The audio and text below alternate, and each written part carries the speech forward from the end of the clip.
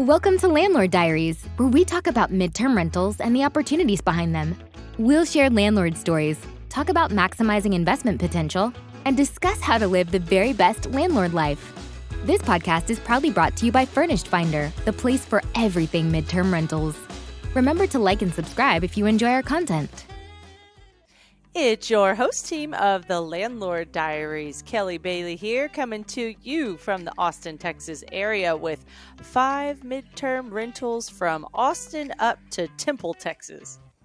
Wherever that is. We'll figure it out someday. Hey guys, I'm Katie Line. I'm the marketing director for Furnished Finder and co-host here with Kelly.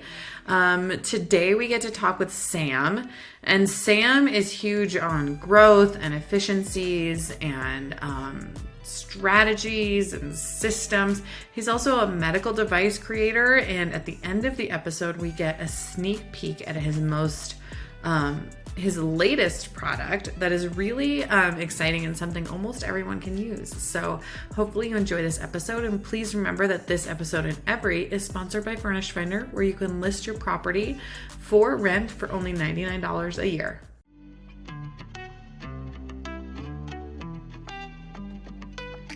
Today we talk with the successful and talented Sam Mahmood. At age 25, Sam went from being a medical device sales rep to starting his own company that he scaled in 5 years to a 7-figure organization. Sam bought 10 multifamily units at the age of 25 in Southern California when everyone said, "No, I don't think so. Don't do that." Sam has housed travel nurses for the last 6 years before many of us even knew what Furnished Finder was. And lastly, Sam has taken 6 medical device companies from 0 to 1 million ARR, annual recurring revenue, within 3 years. Today, Sam will encourage us on how to improve our brands and increase our revenue for our midterm rental portfolios. Sam, how are you today? Thanks for being here. Thank you so much for having me. I'm really excited to be here today. Awesome. Well, let's have some fun today. And I think it would be good to start off with your portfolio. So give us a breakdown of, we know you were stealing at my question, Kelly. It's always my question. Yep, Stole I it right steal it from sometimes. So we know that you had 10 multifamilies at 25. Where are you at today? There's 21 total doors now. It's fourplexes and triplexes mainly, so 3 fourplexes and 2 triplexes. So that combines a total of 21 doors right now, all in the Southern California area. That goes in with Orange County, California, specifically Huntington Beach, and then the Inland Empire, which is out towards Riverside County. Nice. That's awesome. And I think from our intro call, your favorite, and you can get into these a little bit if you want, is the Bootleg Tri-Plexes. It is, yeah, indeed. It's when the detached unit in the front serves as an ancillary home, and the duplex is in the back. So you almost get like a buy one get one free, or buy 2 get 1 free, I should say. Nice. I love that. All right. Well, while we have the backstory, I'm going to refer to Sam today as Coach Sam, because as y'all can tell, he's taken a lot of companies from not so successful to successful. And I think part of his story that I want to hear to start off is, you know, you've shared on LinkedIn that you come from an immigrant family that fled the war in the Middle East. And I want to hear that experience for you and how it's shaped who you are today. For sure, yeah. So my parents are both Iraqi. They came here back in the 70s, knowing no English whatsoever. And then coming to the States, they did things a little bit different than most people, not having a traditional work life. They had to raise, 3 kids in Southern California with minimal English. And we were very culture shocked at the time. So as I was growing up, actually English became my 3rd language. I was raised by a Mexican nanny, and my first word was leche, and that means Spanish.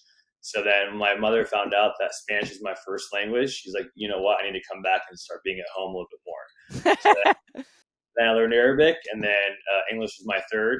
So then growing up in that time zone back in the early 90s, I saw my father work a ton. He's been in the hard money lending business for a long time.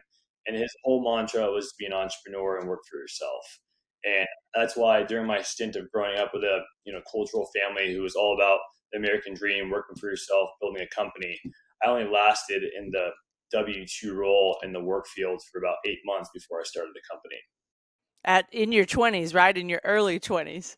In my early 20s, yeah. So I started working around 24. I went and played soccer before that and played in college and tried to become a professional soccer player. But yeah, I was just a shoulder away from really making it where the good guys are playing, right? So there was an inflection point where I had to choose whether I wanted to go take a job or continue playing soccer. And I went the job route. And yeah, 8 months later, I got into medical device, started the medical device sales role. And then soon thereafter, I started seeing the different forms of leverage you can use in selling medical devices. Nice. And the most unique part about it was like peeling the onion back to its core is that you can be a sales rep, you can be a distributor, or you can become a manufacturer. And just the curiosity of getting to the root of how these companies operate really intrigued me to become the best echelon of myself and what I can take my skill sets and form a company from that. So you have a long history of growing companies quickly and efficiently and to a pretty big scale. Tell us a little bit about that and how you've used the EOS system to do that. I actually have a decent amount of experience with the EOS system from a previous role that I was in, but I'm curious how you have used that and how you now use it with your real estate. And let's start by describing what the EOS is. Yeah, the EOS is a system. It's an operating system from Gino Wickman's book Traction. So if you haven't read that, it's a fantastic book on just how to structure your team within your company, right? And as a young entrepreneur, it's very hard to manage other people, especially when they're older than you. It's hard to earn that respect from someone in their 40s when you're 24, right? So early on, I wanted to make sure that I had a good structure while I was building a team and having customer service people, other sales reps underneath me. And I needed some sort of structure because I was horrible at it at first. I was turning over sales reps nonstop. And I knew I needed to find a solution for this. So when I read Gino's book, it really drastically changed the way I do business today and how I form my own company and how I advise other companies now. So it's been a huge game changer. Just understand the foundational needs of how to actually structure a company. Love it. And how can you encourage others in their midterm rental strategy using this book or this system? Absolutely. So, the key thing when there's 4 forms of leverage, let me just start with that. And I learned this from Naval Ravikant, and it comes from either labor, money, tech, and media. And in real estate specifically, there's 2 different ways. There's permissionless leverage and there's permission leverage. Permissionless means you don't have to ask for anyone, which is tech and media. We have the ill will to be able to go on a podcast, go on the internet and market ourselves versus, money and label. You have to ask other people for that type of leverage. And when you're raising money or when you're borrowing from the bank or when you're asking contractors to work for you, those are forms of leverage that you have to be very well astounded with to make sure you are getting the utmost leverage you can with the lifetime value of that person working with you. And that was a key thing that I learned for the recipe of success for midterm rentals and managing a real estate portfolio while running a medical device company. So I really put my emphasis on who is my most important team, and then how can I keep them as long as possible and get the best out of them. And then is it okay to pay a little bit more for an A+ player? Absolutely, because A+ costs twice as much, but it cuts time. It's half the time. And it's almost like buying a Tesla with a battery full charge and it's just ready to go. And that's what you want when you want to build a business, is who's that person that's going to lead you in the right direction. That's great. And on our intro call, I really liked what you said, that life is leverage at all times. How do you apply that to your real estate? Yeah, it goes back to what the 4 forms of leverage and what you want to really look at within real estate, whether you're managing the portfolio or trying to grow the portfolio, is a measurement of inputs to outputs. And if you understand the units of inputs that take the units of outputs, what next step are you going to take within your business to understand how you're going to grow? And I always put that at the forefront of always my thinking is what's my next chess move? Is it to buy another fourplex? Is it to go to a 10 unit? Is it to raise money and buy a bigger building and then midterm rent 30 units? Understanding that before you take the next move is everything. So that's why I define leverage as a huge part of my life and everything that I do. And I've really put that at the forefront of how I conduct myself, both in my personal life and in my business. Love that. So speaking of leverage and kind of within that conversation, talk to us about your beach bungalow, which, if I understand it right, you did not have to use any of your own money to purchase. Tell us about that. Yeah. So I had a track record in the local community of doing real estate out in the Inland Empire and a little bit in the Orange County area, which caught wind of my community friends from the gym and so forth. And I've raised money in the past from different physicians to buy properties in the Inland Empire. As in my medical advice community, I'm connected to a lot of high net worth physicians who are interested in investing in real estate but don't have the bandwidth of doing so. So I saw a property that needed a ton of work that people really bypassed in the Huntington Beach community, which was about 10 minutes from the ocean. And I just know that the best real estate you could ever get is by the ocean, because the ocean will never go away for the most part, right? So I knew this property was originally valued at $2.2 million. I was able to finagle the seller and the real estate agent down to 1.65 based off, going through the property with them, showing what really needs to be done. And we settled on that number. So I knew basically based off the down payment I needed to do, plus the renovation, I needed about $500,000 to take the property down. So I knew a hard money lender who was also a physician friend of mine who was willing to lend the note to me. So make sure that I can take $500,000 and deploy that into this property at a 7.5% interest rate to him. Not bad. It's a trust thing. And this is where leverage comes back into the play of people, right? And being able to close on the property in 2 weeks, saying, hey, I want to buy this property, even though there's 3 other people who want to also buy the property. And being able to close like that is critical by knowing the people who can support you throughout this venture. So I was able to use that to close the property. It was about $230,000 to close. I only needed to put 15% because I actually do live in the property. I'm here in it now. So it's an owner-occupied loan. And then I used the rest of the money, around another $250,000, $265,000 to furnish and renovate it to the studs. And we completely gutted the whole place and got all 3 units done in about 5 months, which is pretty impressive. That is impressive. What was unique about it too was, so the front unit is actual house. So it's a detached house. And then the back 2 are a duplex. So the front house is a 3-bedroom, 2-bath. And then I live in the smallest unit, which is a 2-bedroom, 2-bath, which is above the 3-bedroom. And then the back, there's another 3-bedroom, 2-bath, almost like a townhome that has a 2-story level. So I had to be really strategic. In Huntington Beach, they only allow short-term rentals if you are owner-occupied, meaning that you have a lot of advantage if you can short-term rental, because there isn't that many over here. So I was like, okay, so the most sought-after beach city in California has a ton of tourists, surf competitions, events all the time. And there's a lack of hotels over here for the demand that comes here. So if I have an Airbnb here, it's going to be a gold mine. So I said, okay, let's have one Airbnb in the front house, make the front house awesome, and then make the back house 30-day rental. I have all the contracts and negotiations with all these hospitals that I currently work with. So I was able to call HR and find out who they currently work with for traveling nurses. So, I'm booked up for the next 1.5 years for traveling nurses in my back unit, and we short-term rental the front. Unless we get a big group of traveling nurses or corporate housing, I'll do longer monthly rentals. So That's incredible. On numbers basis, so we average around $12,000 a month in the front unit, and then around $6,000 a month in the back unit. So around $18,000 a month.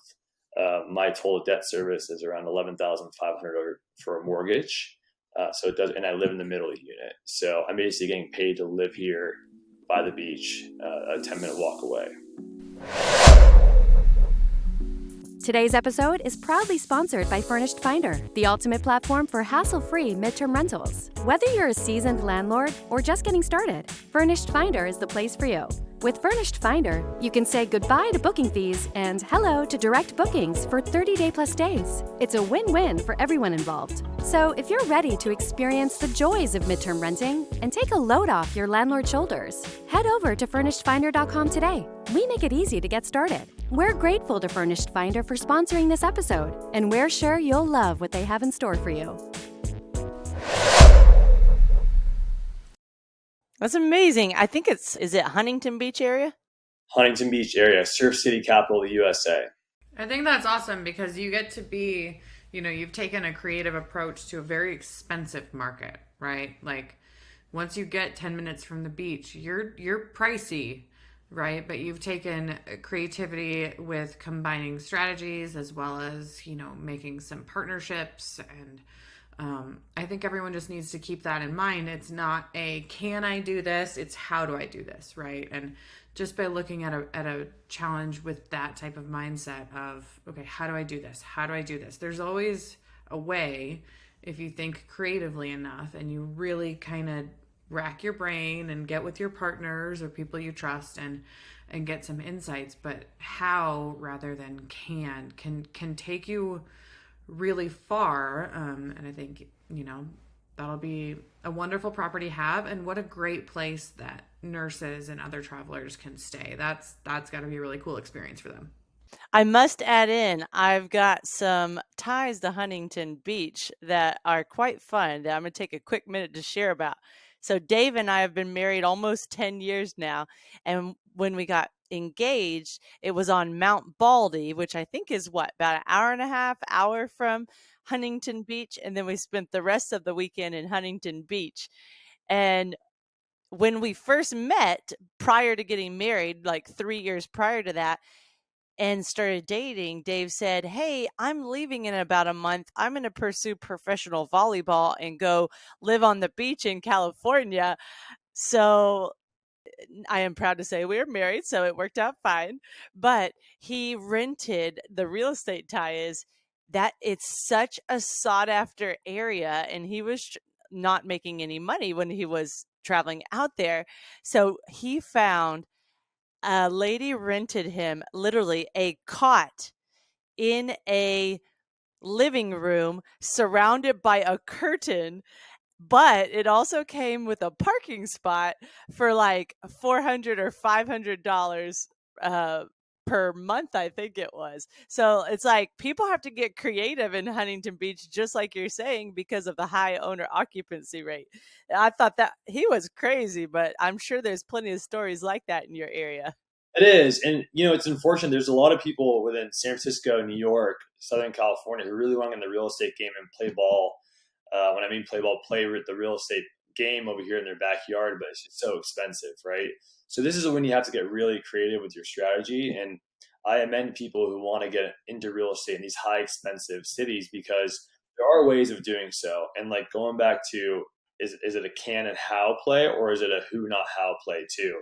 Your community is everything. So if people see the type of work that you're doing and they want to buy into you as the operator, money is not an issue ever. And you have to just be very confident that you can take on those responsibilities by creating the value within the asset, and money will find you and you will find deals. Yeah, I think that's huge. And it just proves that you have to have a good network. You have to have a good team. Even if, let's say, you only have one property, right? It's still important that you have a good network and a team, even if it's much, much, much smaller. That's fine. The importance doesn't change depending on the scale, just the size does.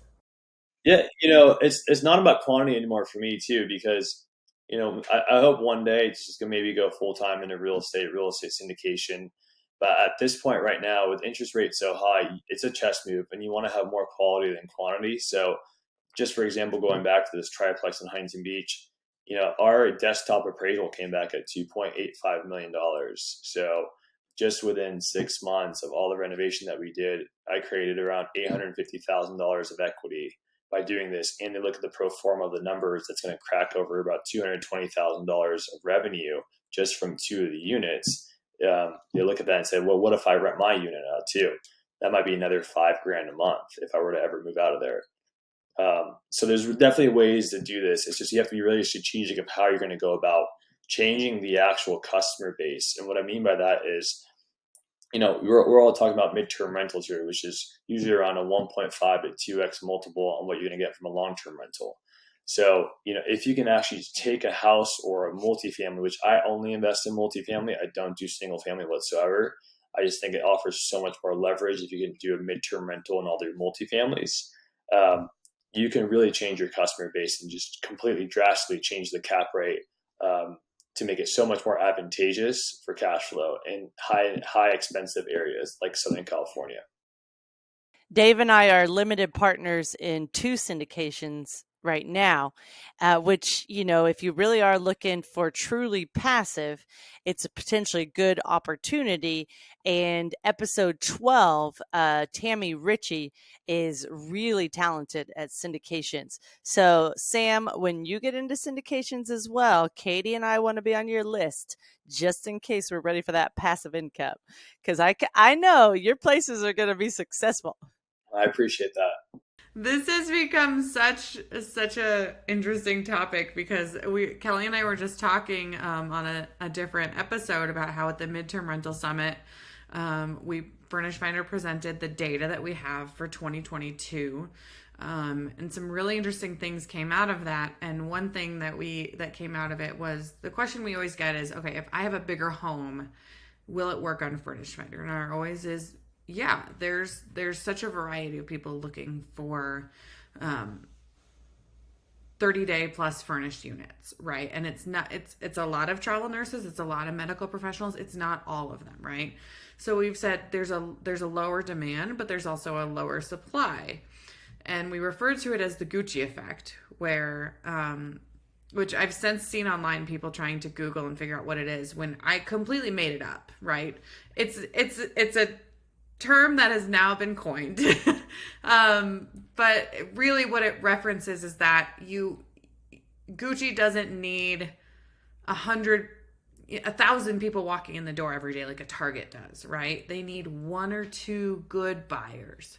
And that's kind of how it is when you have a larger property. A lot of times, you don't need a million different leads. You need good quality, higher end ones, or just ones that have a larger budget because it's a larger property. Yeah. So Sam, remember in our intro call, you used Gucci as well. You said you wanted to take your properties, maybe it wasn't your properties, but generically, you can take your property from an H&M to a Gucci product and, have change the deliverable of that product.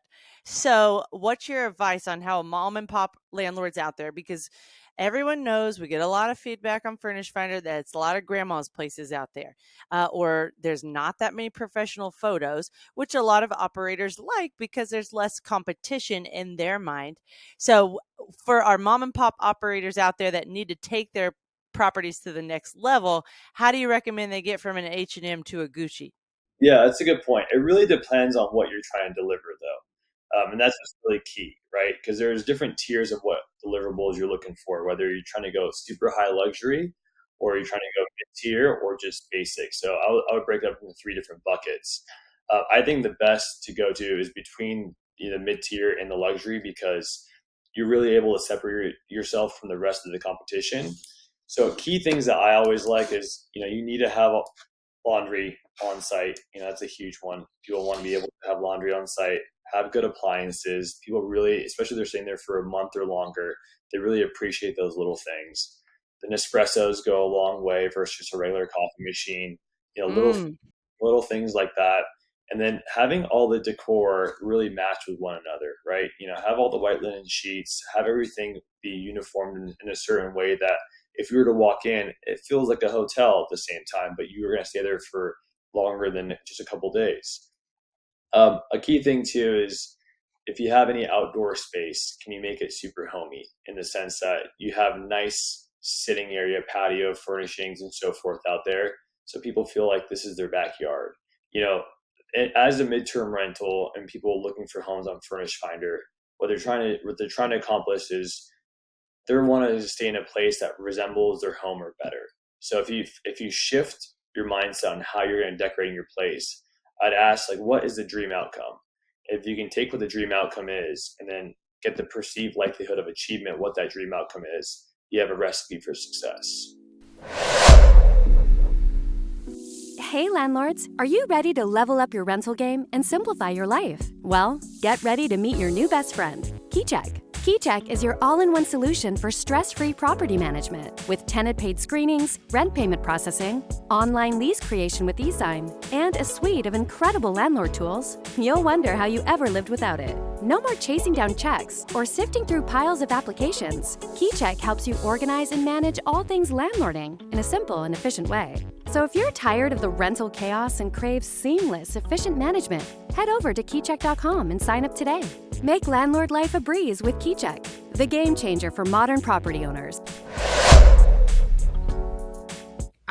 I always think of this as you have to start with the end, right? You have to start with the end user, and that goes for everything. That goes from everything from a medical device, right, in Sam's case, or a rental, or whatever service or product you have. Literally everything. The marketing and what we're talking about here is how you market your property, right? The design, the furnishings, those are all part of your marketing.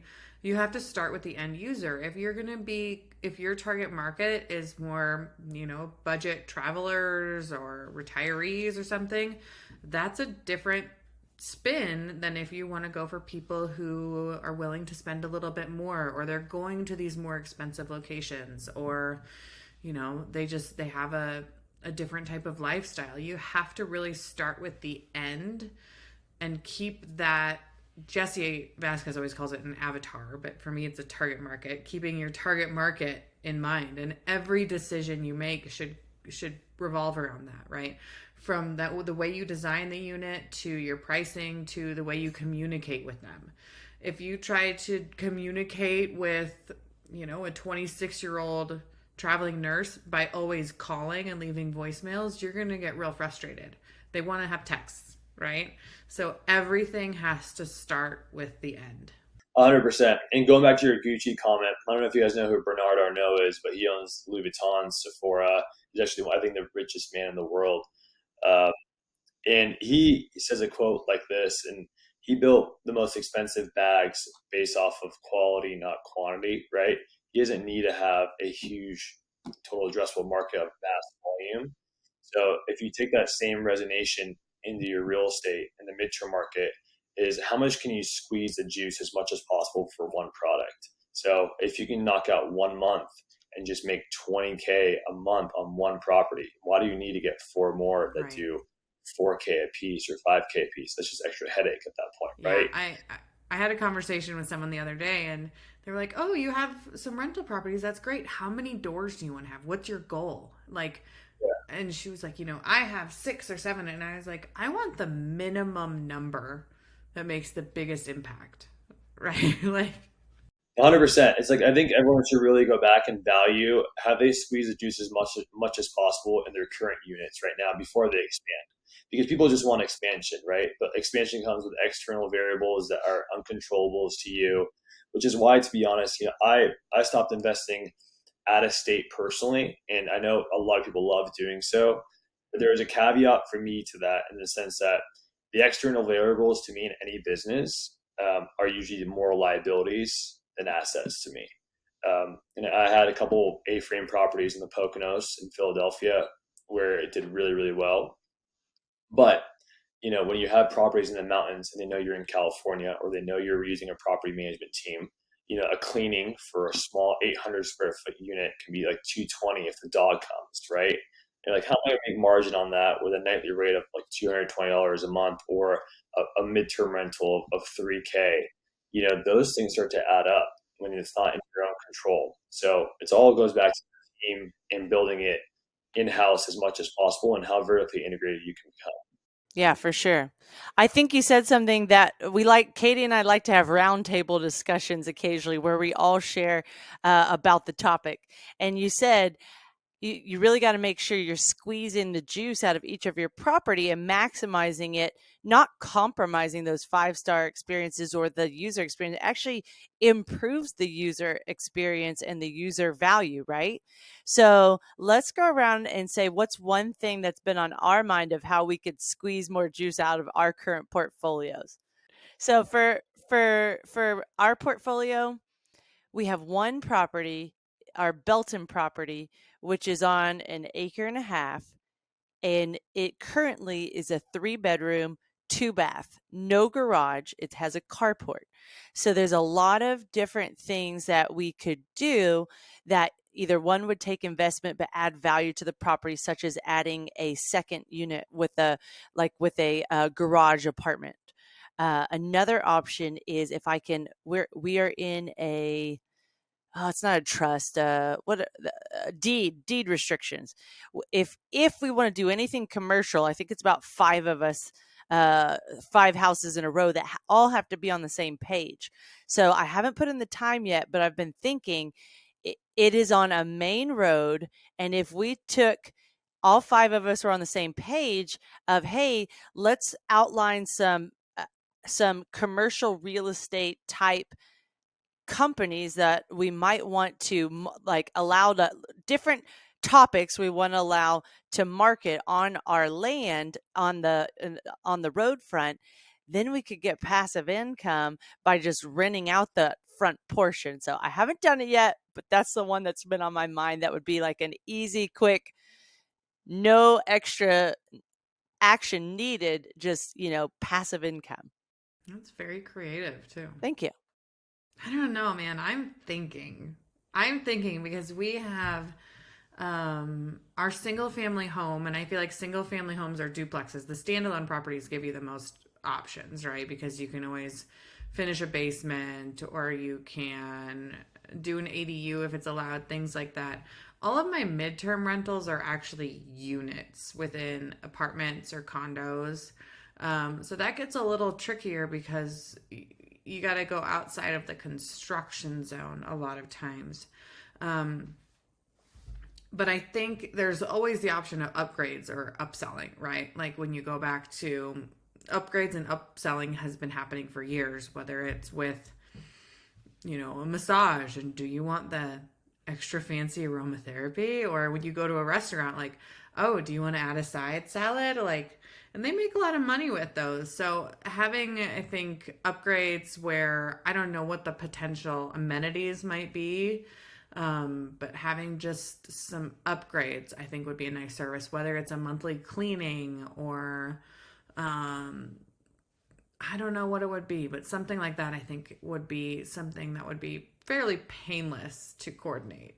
Yeah, it's a tough question, to be honest. I totally agree with you guys, because I constantly just think about different ways I'm squeezing the juice already in my places. So, I was like, can I take the garages and rent them out? But I'm like, you know what, is it worth doing that? Because I do have the storage in there for all the units and changing all the sheets out and so forth.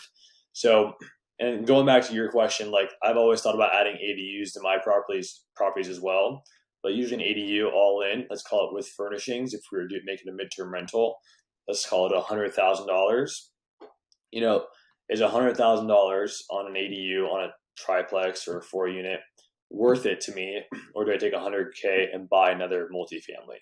And that's the part where I like to always assess as well: is does that make sense? Does the ADU actually make sense, or does a 4-plex for $500,000 maybe out of state if the opportunity presented itself, where I can get the best bang for my buck? So I'm always curious about where the value add could be and how I can maximize the portfolio as well. But what I don't want to do is just overcomplicate things, because real estate for me wants to be the least amount of headache in my life. I automate a lot of things. We have 2 virtual assistants who manage everything right now, and my input to a lot of things is very minimal at this point, because a lot of these systems with AI built into Hospitable and so forth can just really generate all the messages need be. So I think the less the better sometimes too. I'm going to add in one more example. It literally was on the radio today on my drive home to come for this interview. And it was a kid that saw an opportunity. it was like it was a condo on the 20th floor in a really popular city, and he realized all these people are trying to get the best views of the city that they can around my place. Well, I'll just start renting out my balcony for that experience. And so his parents were on board, and that's what he started doing, is renting out his balcony for people to get. I don't know how long the experience is, but they were able to come check out that view that they were willing to pay for. I thought that was very creative. I do want to say, to Sam's point, I think there's something to be said about, you can always, you can squeeze the juice, let's say, by adding more, like Kelly's saying, right? Or you can squeeze the juice by getting more efficient, right? There's two ways to do it. And one is, you're going outwards and expanding. And the other one is you're really taking a look at your business and saying, what can I do smarter? Do I need a VA? What can I rinse and repeat, right? That's the reason why I only have units as midterm rentals, is because I need it to be the most efficient. And for my lifestyle and management, that's what works the best. But I think that type of stuff also, like if you're rinse and repeating and getting unit after unit or property after property, are you documenting what you're buying so that you're not starting from scratch every time? Do you have your lease clauses saved somewhere? Do you have your tenant messages saved as templates in Furnished Finder? Like, doing it so you're getting the most efficient within your business as well is also a really good way to squeeze the juice. For sure. Okay, it's time to transition to landlord logistics and Furnished Finder favorites. We're combining them today. So, Sam, you briefly mentioned earlier the importance of building the right team and leveraging the right people. So who is on your team? Is it a large team? Is it a small team? Is it just you? What's your real estate scoop?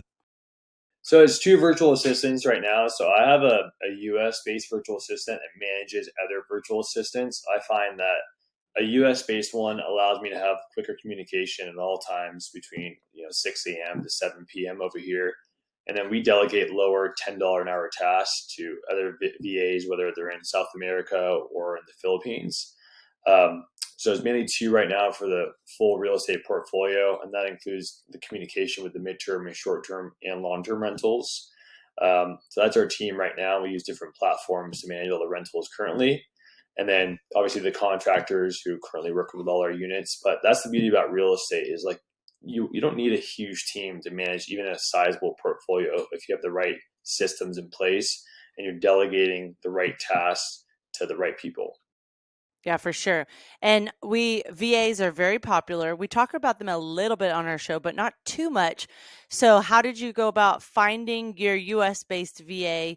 And then did that VA find your international VA, or y'all picked it together? So how did that process work, finding the right VA? Yeah, that's a great question. So I've gone through a lot of VAs, unfortunately. So, and I think that's a common theme for a lot of people. I've tried Belay, which is a service who just provides you a VA. I went on Fiverr, and then I finally went on Upwork, and I went through the digging and spent a Sunday just interviewing several different VAs. And I finally found someone who was really reliable, and I understand my communication channel really well. And it's a feeling thing, right? And what she offered was, a certain hourly rate, which I actually paid her like 1.5 times to make sure that I know I'm going to get what I'm looking for out of her, right? And now this is different than a VA. Like, you're an executive CEO assistant, and that's you being able to go hire other people on my behalf, because it's very daunting trying to go and call different people in the Philippines and get them on the phone and try to get them as your VA as well. So we have a set of tasks that we put together, and we have an operating system based off the book from Gina Wickman's Traction. And I say, these are the tasks that I need that I don't want you to do. Can you find this for $10 an hour, $12 an hour, whatever it may be? And she actually does the hiring for me. So total, we have about 4 different VAs for all the business that I do right now, but she's my main one that delegates the rest. Delegation is a huge part of the EOS, as is deciding what you're not going to do, right? Which is huge, because usually the people who are the entrepreneurs are there because they're go-getters, right? And they want to, I see that this can be done and I can do it very well. Like, I'm just going to do it but you don't think, okay, if I do this, it means I'm not doing XYZ. So it's being very clear about what your role is, what your goals are, what your objectives are, and what you should be spending your time doing. So I think that's really good feedback, because I know that for a lot of our users, at least our, let's say our high volume users, finding a VA can be daunting, and a little bit intimidating, right? So I think it's smart. And well, it's just nice to know that people, you can go through a couple of rounds and you can strike out a few times before you find the right match. Yeah, it really depends on the level of scale that you currently have and what your goals are too, right? Because maybe if you're all in on real estate, you want someone who understands real estate really well. But my background is a little bit diverse. As I know I serve as an advisor for medical advice companies. I own a real estate portfolio. I have a medical advice company. So I need someone who's somewhat well versed in different aspects of being a virtual assistant. So trying to find that avatar is very, very important, who understands the utility and tools that I'm looking for to be used in our daily business. And then also being able to take that and teach that to someone else at a better way that I can is even a harder task to find, right? So that's where it gets really confusing sometimes, to really trying to find your VA is like, what's the dream outcome of what you're trying to accomplish? My dream outcome is focused solely on strategy, growth, and cash flow. That's it in my life for business. And then can I free up as much time as possible to give myself the most autonomy out there? And you've been with Furnished Finder 6 years now. So how have you seen it evolve over time since you first joined? Yeah, it's been cool to see the transition, especially the app. The app became really good. I know a while back there was no app whatsoever.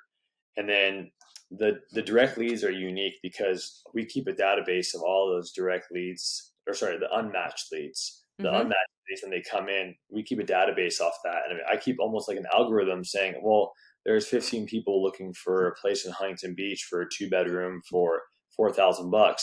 Maybe that's my next approach to buy my next property. So it's giving me really cool data that other platforms don't really do, right? And I got to keep that Excel spreadsheet. You got to have, their emails, their phone numbers. Maybe one day you start doing an arbitrage business, or you start creating a bigger real estate portfolio business. You can ping those people, and maybe they're agencies, maybe they're traveling nurses, but you have their repertoire in our portfolio now because of the Furnished Finder has upgraded its utility in a way to make our advancement as a real estate investor a lot more advantageous. You've been in this for a while, so let me ask you this. How do you avoid burnout when it comes to your furnished monthly rentals? Yeah, burnout in general, but burnout with furnished rentals is a different animal. So do it once really, really well and know the process once, and then never do it again, because you're going to teach someone to do it for you. Because figuring out where the couch goes and the side chair goes and trying to put all your effort and emphasis to that goes back to what I just said a few minutes ago. You as an operator and as an owner of a business should be solely focusing on cash flow and growth of your real estate portfolio and any other business that you have. But it's good to obviously understand the brand that you want to build, right? So I have a short-term rental business that's called 75 and Sunny. And these are unique properties that have a very nice, fresh, vibrant ambiance. And I wanted to build the first design and brand around that. And then said, okay, this is the footplate. Sorry, this is the gold standard of what I want to be 75 and Sunny. So how can you take this, whether it's the next person who's my architect or my interior designer, and take this and stamp repeat this model with different tidbits in a different location? So that I find to avoid burnout is don't do the things that you don't want to do, because those are the things that daunt you, right? And you want to do things that actually excite you every single day, because we all know the saying that work is not work when you love what you're doing. So if you can just focus your efforts on that as much as possible, you can work as much as you want. You'll find yourself, and I found myself doing this in my medical advice sales days, is the days that I had some really big sales and I worked just a very minimal amount, and I drove home, whether it's in LA traffic, the traffic wasn't that bad. But the days where everything went pretty poorly, those are the days, and you work so hard and you didn't get much out of it. Those are the days that eat you alive, right? But let's say it was the same amount of work that you did on both days. It's the things that make you happy throughout your work that allows you to work a lot longer in the process. Avoids burnout. And burnout is really detrimental. Like I'm very big on health. I really put that at the forefront of my life right now because, wealth is really defined as health, in my opinion, because you can have obviously millions or billions of dollars. And then, if you're about to die at the age of 51, what's the point of having that money now, right? So burnout is huge. A lot of people take it for granted, especially in the areas where there's a lot of cognitive distress, meaning the San Francisco, the New York, the Los Angeles of the world. There's so much cognitive poor health in these areas, and we're not really wary to it because we're so immune to it, in the sense that we're driving around in traffic, there's honking going on, there's firefighters everywhere, there's ambulances. All this comes into factor of like burnout, right? And you need to avoid that as much as you can at all costs, so you don't bring that back to your home, your wife, your children after a long day and say, I don't have time to focus on designing this house tomorrow, right? So if you can really start your day correctly and then end your day correctly, and then put what's in front of you of what actually brings you joy, you'll be able to really avoid burnout as much as possible based off the amount of leverage that you use in your life. That's good, Sam. That's really good. So you touched a bit on health and the value of, burnout is combined a lot with your mindset and, how healthy you are and how balanced you are. And I don't know if many of you don't know this, I've only mentioned it once on our show, is I don't sit, I stand. So, when you see me moving around over here, it's because it's like that's better for my health, is a stand-up desk. So I love it. And if you're tired of sitting and your back hurts, then I encourage you, try it. Just try like an hour a day to stand. And you don't need one of those professional stand-up desks. You can make your own.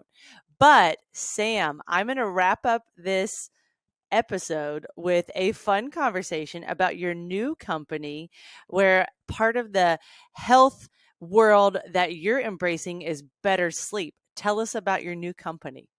Yeah, so I started taping my mouth for the last 9 months now, and I'm a mouth breather, unfortunately. While you sleep. While I sleep. Okay. Yeah, while I sleep.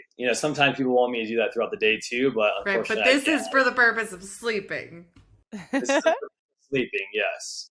So I tape my mouth for the last 9 months for when I go to bed, because it enhances nasal breathing, which, nasal breathing is a lot better for you than actually breathing through your mouth. Breathing through your mouth can actually change the form of how your jaw structure is. It can give you a lot of bad breath, poor dentition.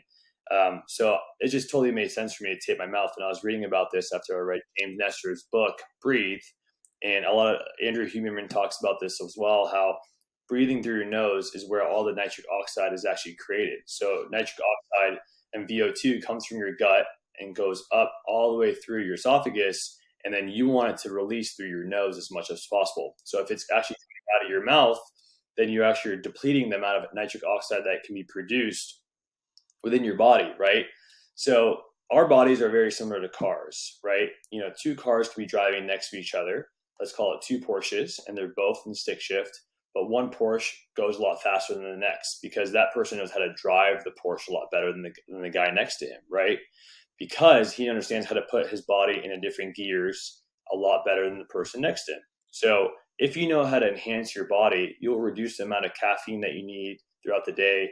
You'll reduce the amount of vitamins and external things that you put in your body because you think you need that, because you just want to maximize and squeeze the juice out of your body as much as possible. And nasal breathing, even when I work, I tape my mouth actually as well because I want to enhance nasal breathing. I do a ton of yoga. It's called the Ujjayi breath. It's all nasal breathing.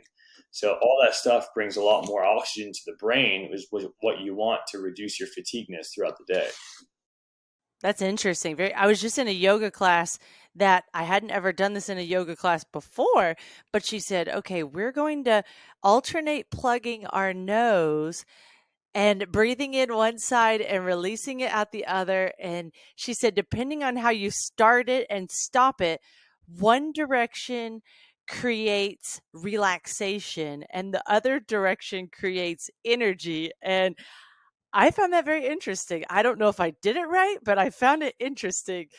So my first question about your sleep product, I have two questions. One, what kind of tape actually works to keep your mouth shut all night, especially if you get sweaty at night? And two, what happens if you have drainage or you don't actually breathe that well through your nose? How can you still go about accomplishing the goal? Yeah, great question. So what kind of tape? I might be a little bit biased because I started a mouth tape company. So here's actually my mouth tape. It's called Better Mouth Tape. And there's different tapes out there. I use a hypoallergenic tape. So, you don't get any skin reaction whatsoever. And I designed and put a patent around a tape that looks like this. So what this does is actually the tape will go on your mouth just like so. So the top part of the tape is sitting on the bottom, on the top of your lip, and this part of the tape actually sits on the bottom of your lip. So your only goal is to actually have a middle sliver covering your lips. It's all you really need. There's other tapes out there that currently covers your entire mouth. People use 3M tape. Some people use duct tape. I find that to be a little bit claustrophobic, and I think a lot of people do as well.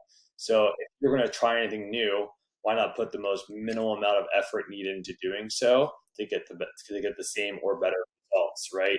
And that's why I created this tape. Going back to your second question. Wait, real fast. For those of you are listening, not watching, you don't see how much facial hair he has around his mouth as well. So not only is it attached to his skin, but it's also working on the facial hair also. All right. And then the drainage part. It does work for facial hair, correct.